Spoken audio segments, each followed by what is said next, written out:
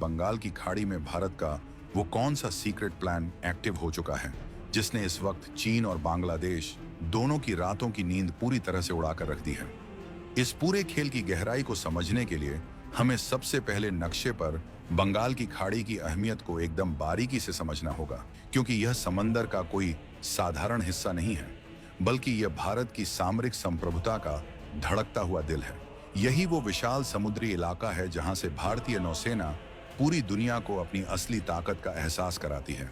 और यही वो लाइफलाइन है जहां से हर साल अरबों खरबों डॉलर का अंतर्राष्ट्रीय व्यापार बिना किसी रुकावट के गुजरता है। इस पूरे समुद्री क्षेत्र में भारतीय नौसेना की पकड़ इतनी ज्यादा मजबूत रही है कि दुनिया का कोई भी देश यहां कदम रखने से पहले 100 बार सोचता है।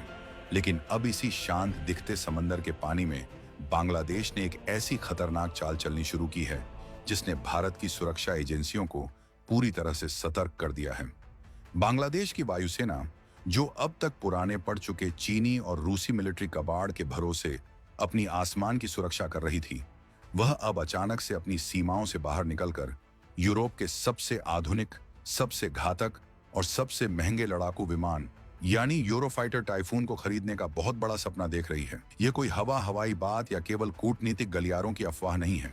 बल्कि इसके पुख्ता सबूत 9 दिसंबर 2025 को पूरी दुनिया के सामने आ चुके हैं, जब बांग्लादेश की सरकार ने इटली के साथ यूरोफाइटर टाइफून लड़ाकू विमानों को लेकर एक बेहद महत्वपूर्ण लेटर ऑफ इंटेंट यानी एलओआई पर आधिकारिक रूप से दस्तखत कर दिए। अब रक्षा मामलों की थोड़ी बहुत समझ रखने वाले लोग ये दलील दे सकते हैं कि लेटर ऑफ इंटेंट तो सिर्फ एक शुरुआती इच्छा पत्र होता है, यह कोई फाइनल मिलिट्री डील नहीं है जिसे बदला ना जा सके। आपकी यह बात तकनीकी रूप से बिल्कुल सही हो सकती है, लेकिन इस पूरे खेल की असली स्क्रिप्ट